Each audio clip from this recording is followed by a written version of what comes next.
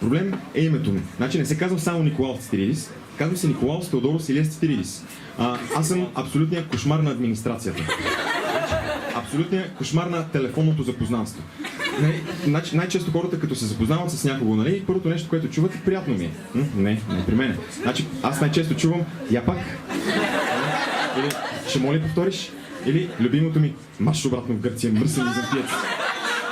И отпращаш до една.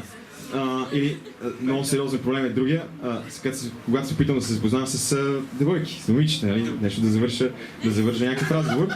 Защото вие четете новини, знаете какво се случва в Гърция, като чуете, че някой е грък, като чуете името, нали, казвате, то няма пари, то е кошар, нали, довиждане, нали, и това ми е проблема. Оня ден, едно бабче хубаво, едно девойче, колко хубаво, толкова и просто се оказа. Надявах се, не ми се получи. Отивам при нея, здравей, аз съм Николаус. Грък ли си? И аз ми, да. Пари нямам и няма да ти дам.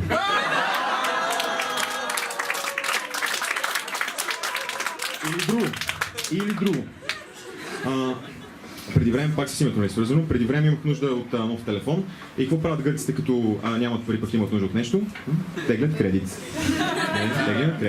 И отивам аз при една кредитна консултантка, така и така, здравейте, нали, имам нужда от пари, господине, заповядайте, кажете си името. Николаус Теодорос Илиас Цитиридис. Не отговаряте на условията.